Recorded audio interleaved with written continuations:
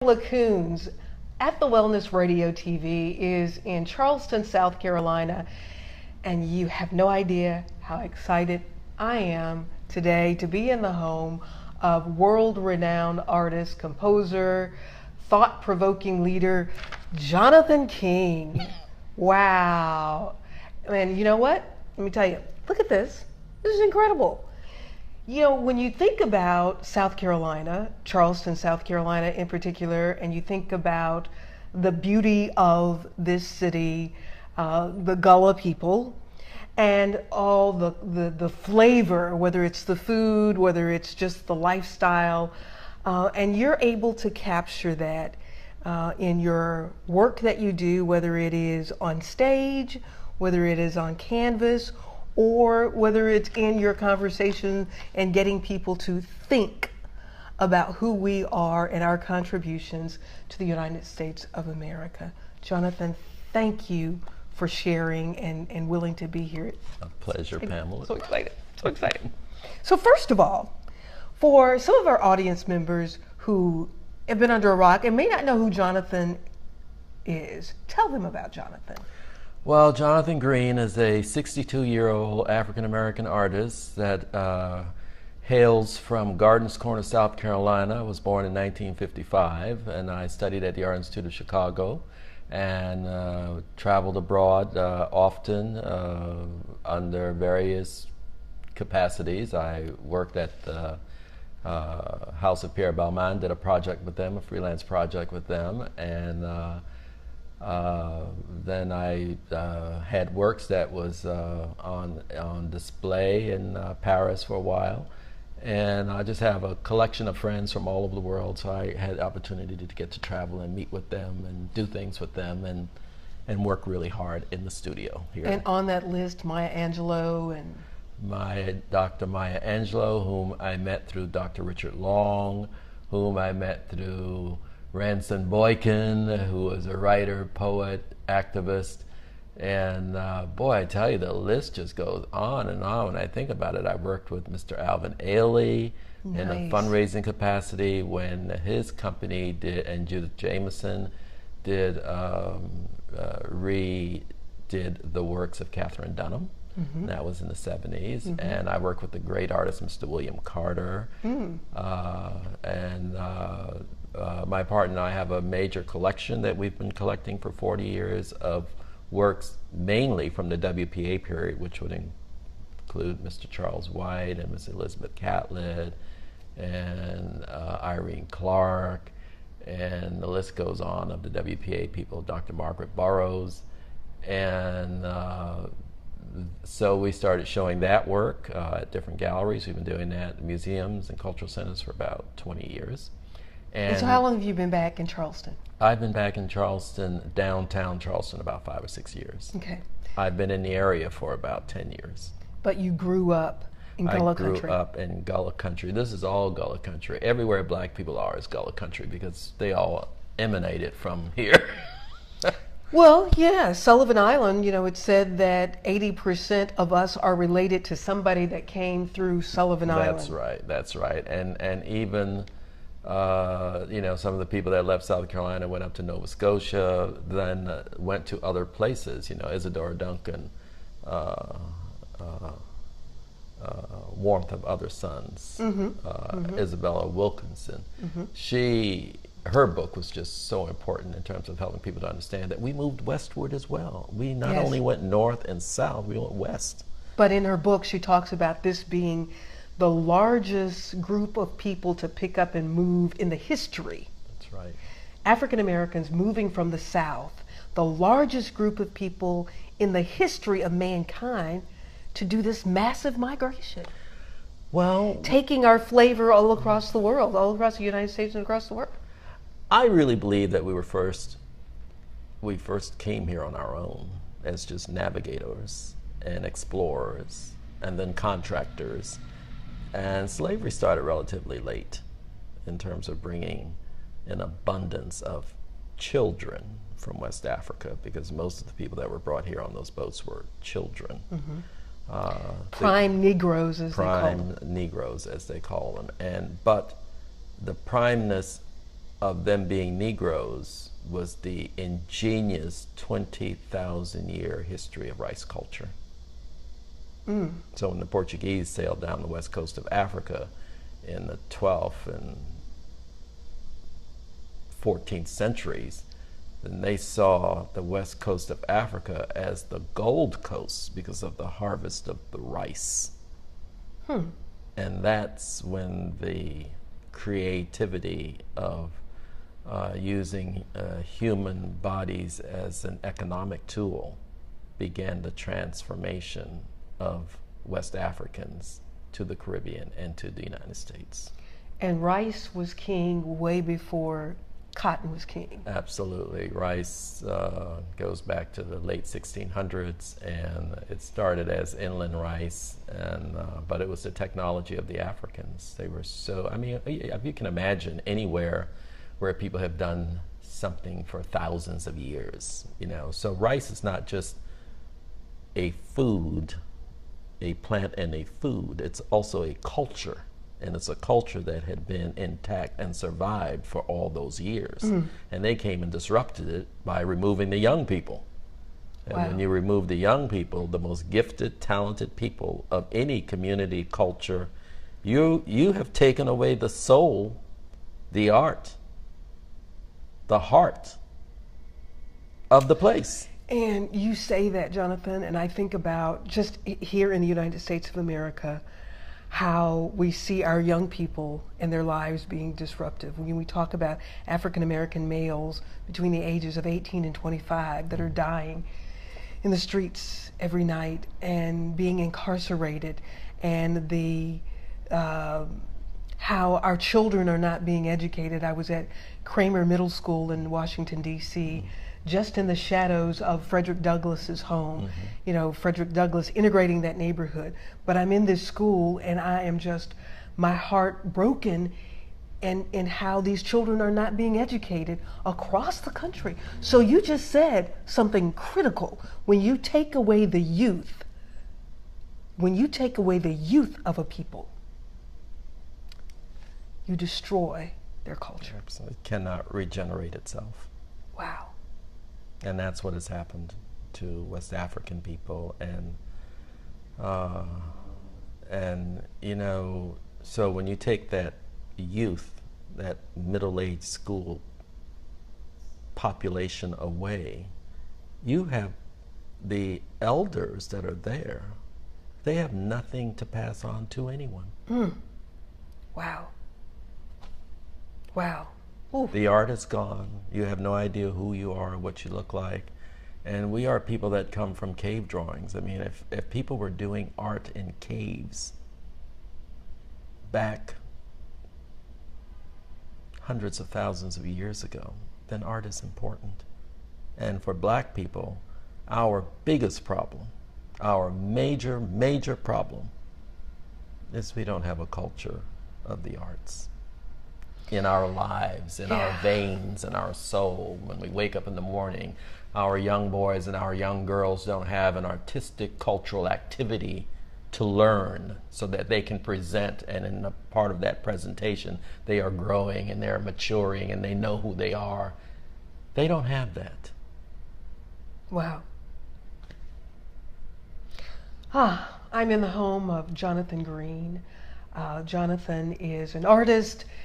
This is one of his paintings that we're seated in front of, and we're talking about the contributions of the African who was brought to Sullivan Island in Charleston, South Carolina, and how this history does not get talked about, how the economies of the African played a role in this being one of the probably the richest city in the South initially. That's why that's why Charleston, beyond South Carolina, Charleston wanted to secede from the Union. And the first shots fired during the Civil Fort War. Sumter right here. Yeah, it was fired right here in Charleston because, you know, they were doing quite well. And we were all over it as black people. I mean, because we were the economic base. We were the manpower. I mean, who you think did all the work When you walk through the city of Charleston, just every brick laid that's on a historical building in Charleston was made by, laid by, maintained by blacks. And you know what, Jonathan? I was talking to a friend of mine who has visited Charleston, and she said, this is a very sad place for me. I was telling her how much I enjoy the city architecturally, number one. And she said, it's a very sad place for me because I look at that and I think that was made on the backs of black people. And I said, but you know what I think about when I see it?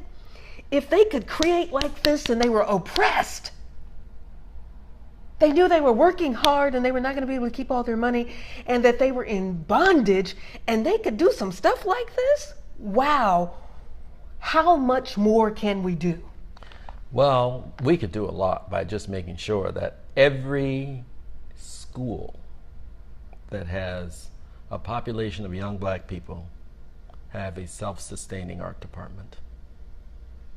That's the Self-sustaining art department not by the in community. A budget, by the community, not a budget that the school board can cut. Right. Yeah.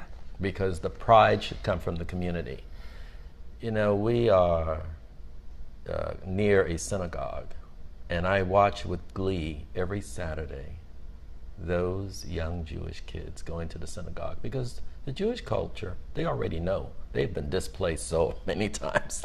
They already know that if you're going to maintain and keep a culture, you better teach it yourself. They're not waiting on public education or anybody else to teach their children about the Holocaust, right? So on or Saturday, you, or teach you. You know about it. That's right. There are those of us who know more about the Holocaust than we know about Sullivan Island. That's right. And the Jewish culture will teach anybody.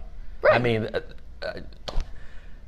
people just don't really understand that when you are aware that you've had something and you've lost it, the fervor you need to put into regaining it, nurturing it, and passing it on. And that's the Jewish culture. Oh. When you look in your museums, you know, all the paintings, the major donators are usually of Jewish culture. And I admire that about Jewish people. They do not wait on anybody else to teach their children what they need to know about who they are as Jewish people. That's right. And that part, I think sometimes though, in our escaping the pain of this bondage, we've suppressed it and didn't want to talk about it. Do you think that's the case? Part of it? Well, I used to think that way, but I really don't anymore. Okay, well, enlighten me. What do I know? I just believe that the most important thing is to read something. And through reading, you will learn that you are no different than any other race or culture of people on this planet. They've all been victimized, abused, culture taken away from them. So that's nothing new. What is new is how you bring Africa back to the center of your existence. And that's through the arts, culture, work ethic, presentation, pageantry, visual presentation of self, and storytelling, and cooking, and music, and dancing. We're talking to Jonathan Green, who is an incredible artist, who is very thought-provoking. We're in his home in Charleston, South Carolina. Thank you again for inviting us to be here. As far as I'm concerned, we can't talk enough about what we're talking about now, and I hope it inspires you. I hope you will share this video, repost it, and encourage people to share and repost it so that they will know about Jonathan Green and the efforts. You're doing a project, world premiere of the Rice Requiem for Rice. Requiem for Rice. Tell us what Requiem for Rice is. Well, Requiem is a European description of a piece of music that is of having lost a mourning of someone, and so people have heard Mozart's Requiem, other requiems by other artists, but this is a requiem for the millions of people that lost their lives early, died early, by having been removed from Africa, brought here, worked in rice fields. They only lived about 10 years once they got working in those rice fields. Really? So the life expectancy was very short, and they just simply replaced them with another bunch or another crew of people. And but no one has ever mourned those people. They don't. They're scattered throughout this estuary, this landscape of the Low Country. Wherever there are plantations, there are now estimated some 502 plantation sites, and around each plantation site is a black community of people that have lived there for hundreds of years. And many of the African American people that were on heiress property have lost property because of tax, the increase of tax. And when towns develop and prosper and the taxes go up, and of course, you know, the elderly people, many of their children have left and gone north, west, other places. And so there's quite a hardship. So this piece of music is to first remind people of whom we are in our existence in early history. And to allow... And you're talking about the 1600s. 1600s, 1700s, and 1800s. And to allow people to digress and just get a sampling of the cultural capacity, the wealth and economic capacity, and the spiritual capacity of Africans. So the wealth, let's talk about the wealth capacity, spiritual capacity. Let's just start with spiritual capacity. What is it you are conveying through this Requiem for Rice? What I'm conveying from a spiritual capacity is the ode to Africa, the love of a culture that they were abruptly removed from as children. And there's no yearning like that of a child having been taken away from something. That's important, and that's what the first Africans had to deal with. And then developing a way to talk about and maintain and celebrate their African cultures through spiritual music and the activities of coming together in a setting. And early it was outdoors, it was never in a building. And many of us as Gullah people, we still have our spiritual moments outdoors. You know, it may be impromptu, but it's kind of a blessing, I think, that we give to ourselves, that we exist, we believe, and spiritually we're free. And then it's also the spirituality of our kindness and caring and loyalty to all the other races of people that we've worked for. From Europeans to Spanish to Portuguese to Italians to Russians to China. We've worked for all of them, and we've all had the capacity to love them. In spite. In spite. Yeah, I thought once, we've got to be the most forgiving people on the planet. We are. You know why? Why? I think we're more closely attached to the earth. And you have to forgive and move on when you're connected to the ground. Talk a little bit more about that. Explain why you say that we're more connected to the earth, and when you're connected to the earth, you're more forgiving. You're more of a humanitarian in the sense that, you know, the earth has the capacity to regrow, redevelop itself, even though it's been burned, it's been chopped, it's been dug, it's been removed. It always has a capacity to reform itself. And I think that's a part of the big spirituality of black people. And boy, have we hung on. Well, I don't think for us it's hanging on. I think it's an existence. You know, it's about existing. Hanging on to what?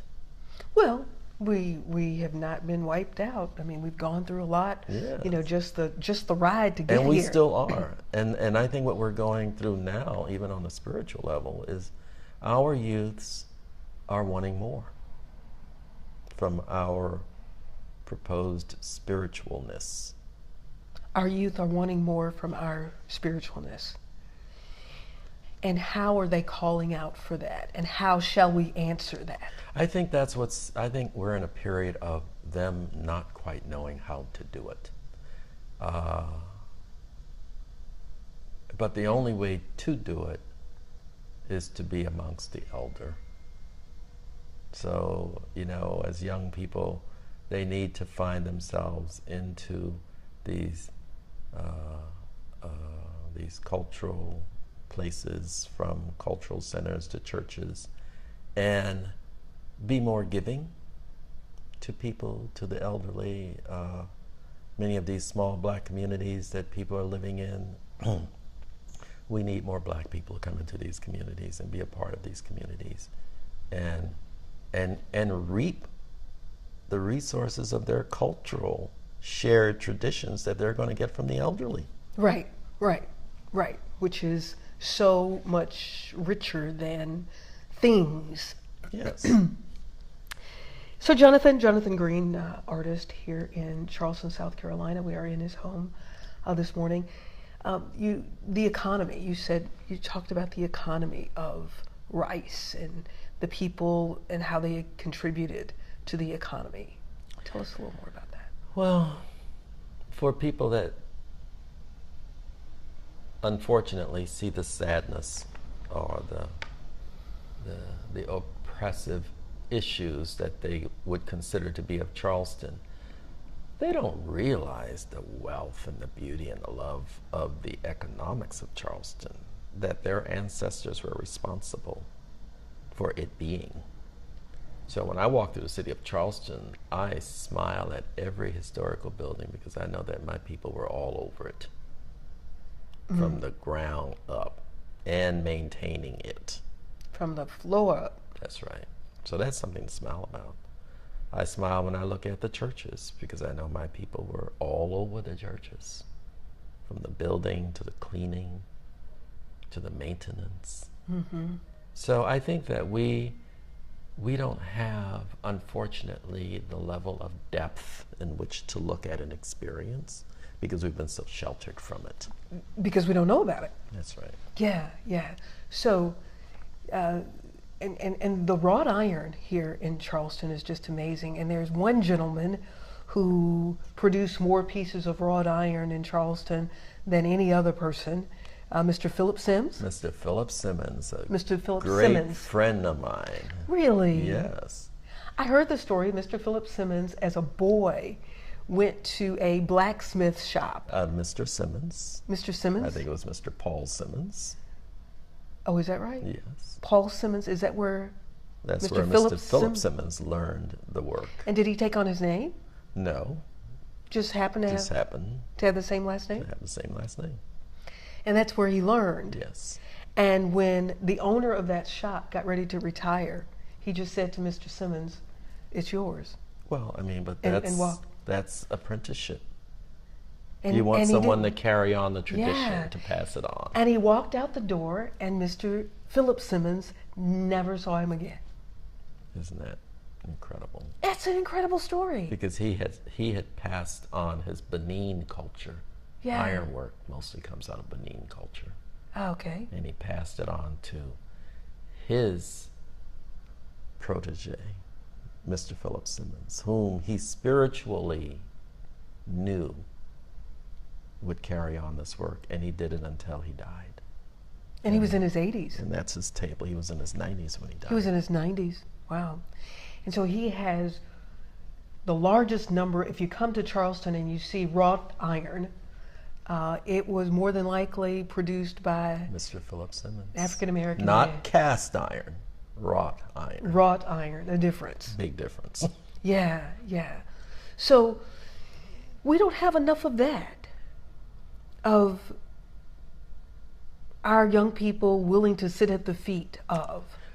And I have kind of an answer, I think, for that. Okay, what's your answer, Jonathan? And I'm going to base this on the world and history. Okay. So when we go into battle, one group against another, the first things that are done are the intellectuals, the artisans, are usually killed off. if they are not working for the other side.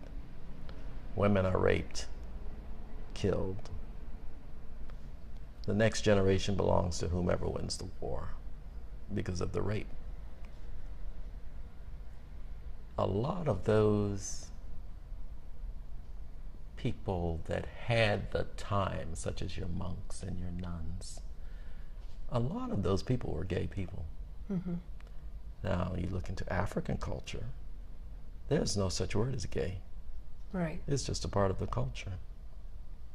And that person, those people, they know who they are. Everyone knows who they are. They're usually your dancers and your medicine practitioners. What we as black people do is we don't embrace our gay children. That's horrific. Because when you don't embrace your gay children, you lose a lot of your great thinkers, your artisans, your musicians, and people that just generally love and take care of women.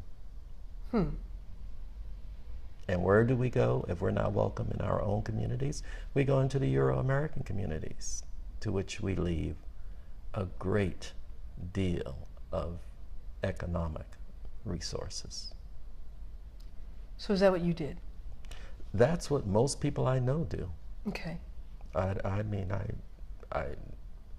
62 years old. Most people I know that are gay, they live in other communities, especially around my age, because they couldn't live in their own communities. Gotcha. And be appreciated. So you lived abroad a lot? Yes. My grandmother told me to leave when I was 14. She told you to leave? She said, leave and don't come back. Go to your grand aunts in New York City and live with them. So your grandmother knew you were gay at 14? And she was protecting me. Huh. So you're 62, so 1955? Mm-hmm. So 14. What was life like for you as a youth in the South, knowing you knew you were gay? I never questioned. I didn't know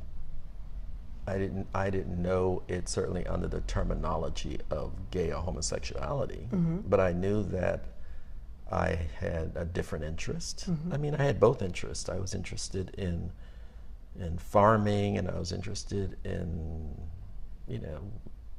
interior cultural You were in Future interests. Farmers of America? Yes. I was a Cub Scout. I was a Boy Scout. I ran track. I have always been self-sufficient most of my life as a kid.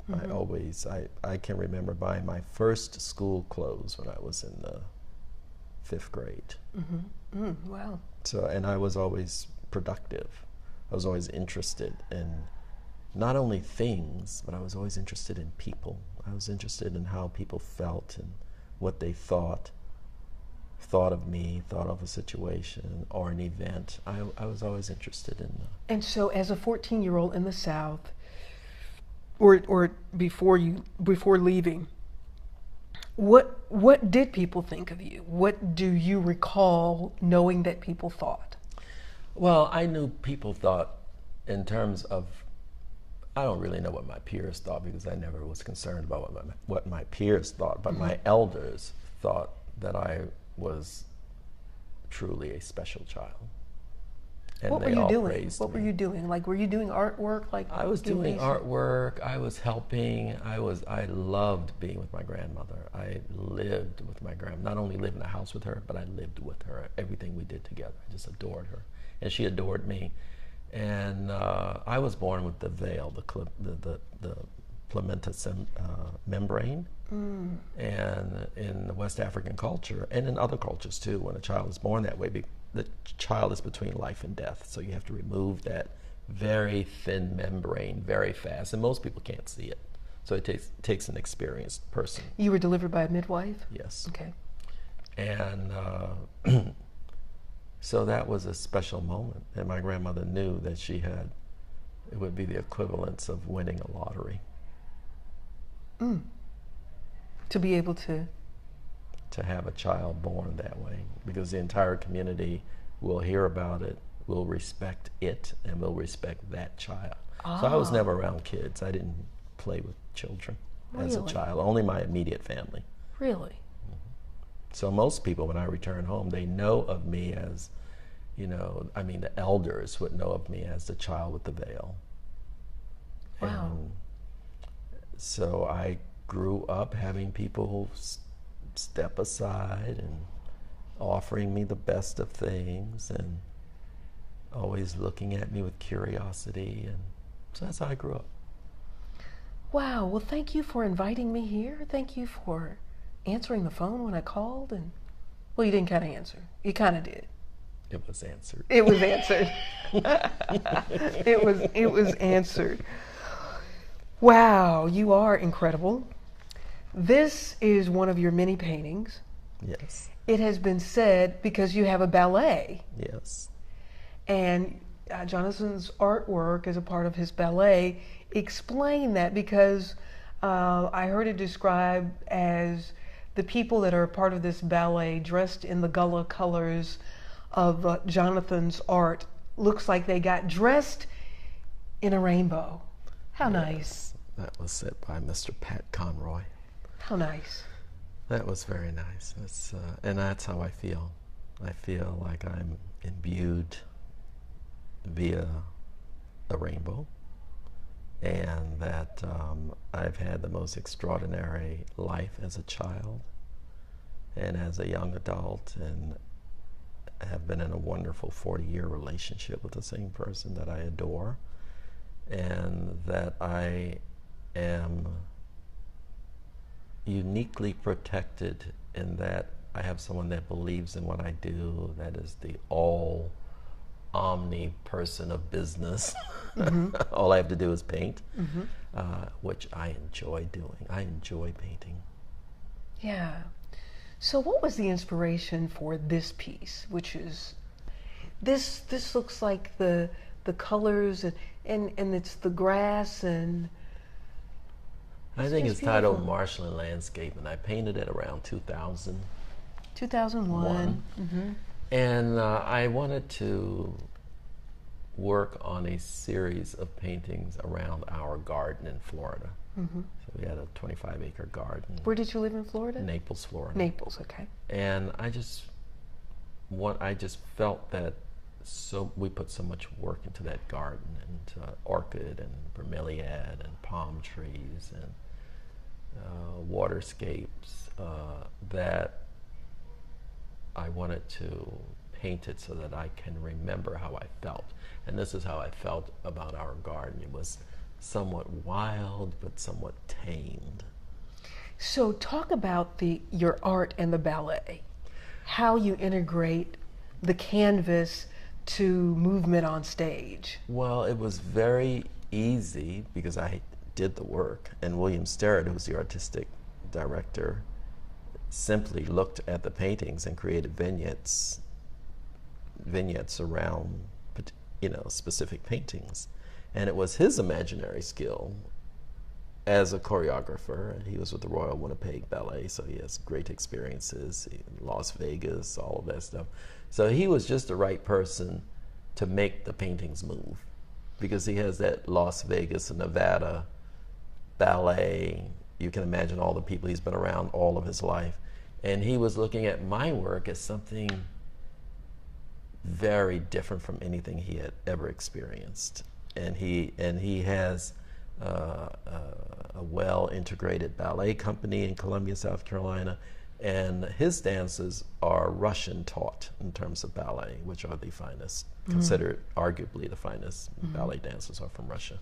And when there was a defection in the 50s of a lot of the cultural artists from Russia coming to the United States, a group of dancers moved to Columbia and started a dance studio. And out of that came the Columbia City Ballet. And the Columbia City Ballet, when I was giving a talk at the governor's mansion, that's when William and I first met, and he says, Jonathan, I've always loved your work and always wanted to do something to you. And I had done and been around many dance figures in my lifetime, from great Virginia Johnson. You did some work with the Alvin Haley dancers? We did work in terms of fundraising with the Alvin Haley dancers. And so I I had some knowledge. I was offered a scholarship by Ruth Page in Chicago. She thought I was dance material. But I never, I mean, art was so, I had so much passion about art, and I had a reason for art. My reason for art was to paint about the people that are of the culture that I'm a part of. And nothing is greater or bigger or more important than that in my life. And nothing ever can be. Because I'm leaving behind a facsimile of what they look like in terms of cultural behavior, just a glimpse. You know, I'm not trying to document every aspect of life, from, you know, pumping water to mixing up a bread or cooking foods. I'm just giving you an essence of the landscape and the people in the landscape, and a moment of solitude and beauty and romance and fun and activity, the things that most people don't regard black people as doing. Right, and as you're saying that, you know, for those who think about Charleston, it's like, where is he getting that? Where'd that come from? Because when I think about Charleston, I think about da-da-da, and they have their list. And it's all about how you see it. Not that the hideous oppression and the bondage of other humans did not exist, but you choose to see. I'm responsible for my generation. Okay. And that's what I saw in my generation. On the farms in Gardens Corner, in the cities in Charleston, Savannah, and Beaufort. I never saw anything other than people at their best, loving what they're doing and behaving likewise. So when you compare where it appears that we are heading, where we are, what's our solution? We can talk about the problems. What are our solutions? The cultural arts, because people have to start doing in order to believe, and from that they can present and engage and be a part of it. So every little African American girl, little African American boy should be raised within the confines of a growing culture of where they need to be as adults, and what they're going to share with their offsprings as adults based on what they have learned. So that manners and protocol and dress behavior, respect for others, the visualness of whom they are and what they look like, and exploration of the mind through reading. Fundamental. This project, paying homage to those who died, making communities across the South very wealthy. How is this? Well, first of all, this musical that's based on your art, it is performed when and where? It's going to perform at the Gilliard Auditorium Theater, October 22nd in Charleston, South Carolina, at noon. Okay. And we are going to have the Aeolian Singers to perform the Requiem. They are a well-known international classical choral group. They're coming down here to perform that. And we have the National Black Funeral Home Association to be a part of it, because what are they going to do? Well, they're a part of the pageantry. Yeah, okay. I mean, they're a part of the people that are doing the interment of all these people. Yeah. So they need to have a major voice in it as well. Interesting. And we have the remains of, I think, 37 bodies that were excavated from the Gilliard Auditorium site when it was under renovation. And we are working with the city to reinter those bones back to where they were found. And so that's. Are those families involved? Not that you families, can find? not that we know of. I'm sure that they're related to everybody around here, but, Yeah. but specifically, we do not know that. And so we're hoping to do that. It was a mass grave site, so there was a number of people killed. And they didn't die and they dumped them there. They were all killed together because of how they were dressed. And Tell me what happened with that? Well, some people, like the congressman, feels that it could have been a part of the Denmark VC killings. You know, Denmark VC was to burn Charleston to the ground. And so they were rounding up black people like cattle and dispensing of them. So I spoke with him, and he's an amateur historian, and he said, you know, Jonathan, those remains just might be the remains of Denmark VC Party. Wow. Because of how the types of, not clothing, but the implements of clothing, like buttons. You know, buttons were very expensive back then. Where are those bodies being held now? They're now held in West Ashley in a protected setting, site, storage, until that happens. So tell us about how you are working to get this project funded and how people can get involved wherever they are. You have a website? Yes. We have the best way to get in touch is through Dr. Kim Long, and her email is KTRAVL411@AOL.com. And the number is 903-578-0199. And that's Dr. Kim Long. And she's the person that is pulling all of this together. Wow. Excellent. How few people have thought about paying homage to those who gave their lives, those young people, as you mentioned, who came here, innocent young people. And it's a wonderful opportunity for community gatherings and recognizing. I mean, this is being done here, but I can welcome this being at any black community across America. What do you hope this will do, this project? I hope it will bring an awareness of one's importance,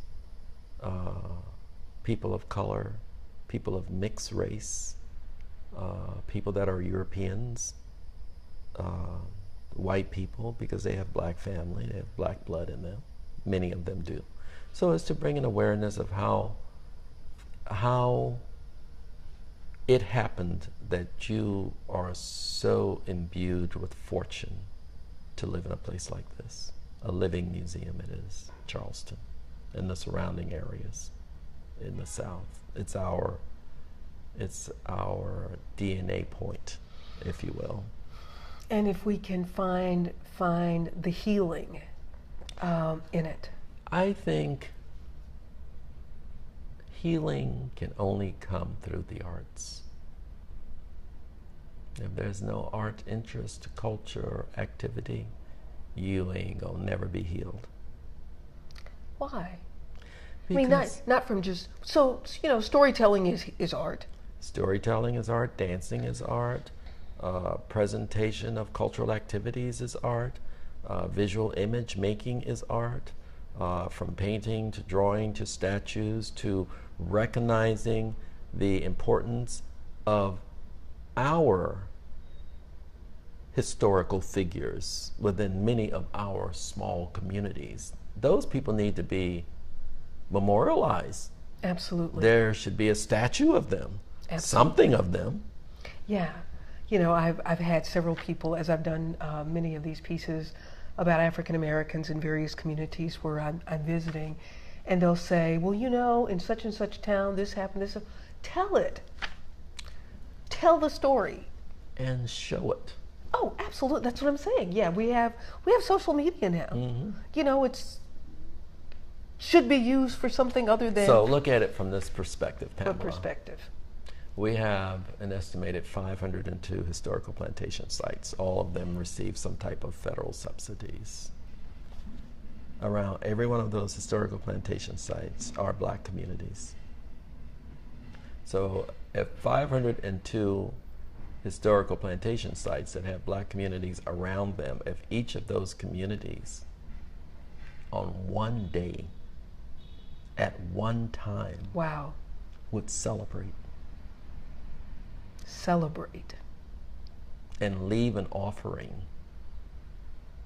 be it a piece of art, be it monies or support to help support the arts in the community, to buying a piece of art or item to put in the church or in the cultural center, or make a donation to a school for the art department, and do it every year. That's all we have to do.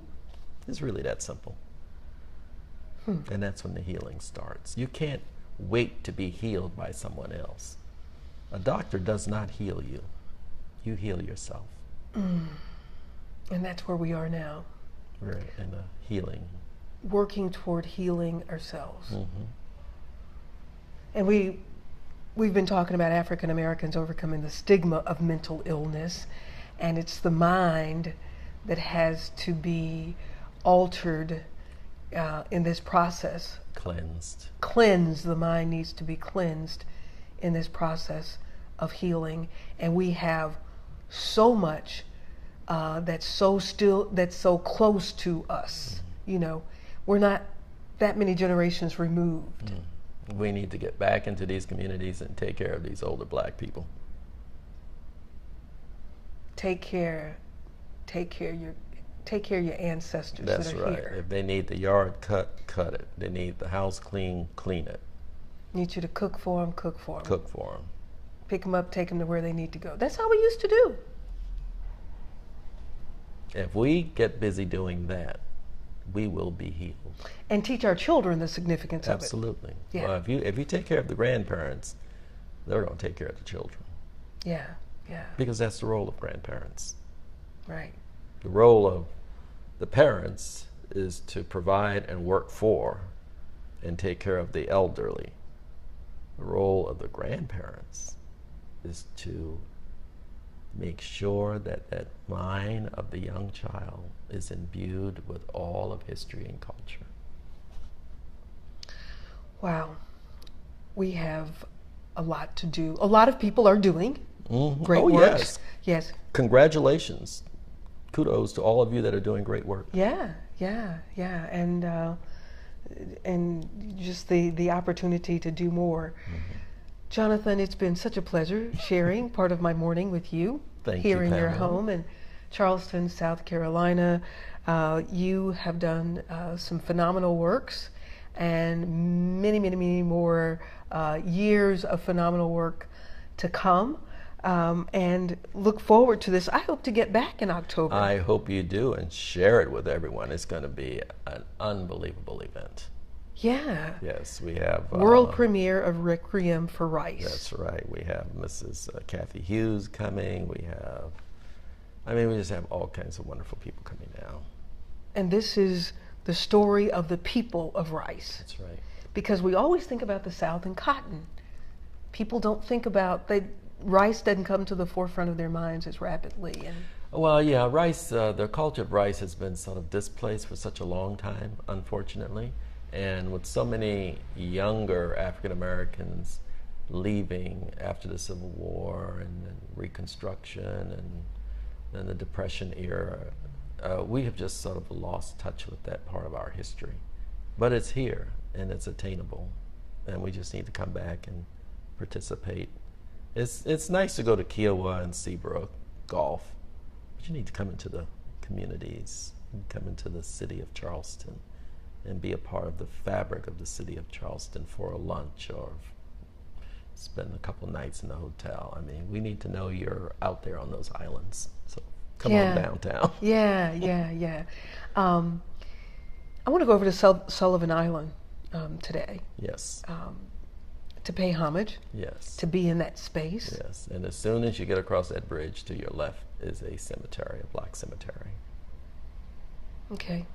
I will look for that. Yeah, I've been talking with some friends about helping to restore it. Well, you, as I said, yeah, you are doing some phenomenal things. I'm so enjoying being here in your home this morning, and I appreciate it. Look forward to this. And after that, we are working on a play of Queen Charlotte. Are you? Tell us Yes. about the play of Queen Charlotte. Well, you've heard of Charlotte, North Carolina. Right. You've heard of Queen Victoria. Yeah. You've heard of Queen Elizabeth. Uh-huh. Well, Queen Charlotte is the grandmother of Queen Victoria. And she was half African and half Chinese. Really? Yes. That I didn't know. So we're working with a professor out at Clemson, and What are you going to do, a play? A musical? we're gonna do she's writing a play. She's writing a play. Nice. Yes. Very nice. Well, keep me informed. Okay, I I can scoot will. back over here. Yeah, Dr. Robinson. And the next time you're in Florida, please look me up. I will. I have your card now. I can do that. Yeah. Mr. Jonathan Green, thank you so much. Pleasure, Pamela. Appreciate it. Enjoy the rest of Charleston. I plan to. Yes. I plan to. And thank you all so very much for joining at the Wellness Radio TV in Charleston, South Carolina. We will continue to bring you some of the very interesting sights and sounds and people like Mr. Jonathan Green at the Wellness Radio TV. I'm Pamela Coons. Remember, there is healing at the well.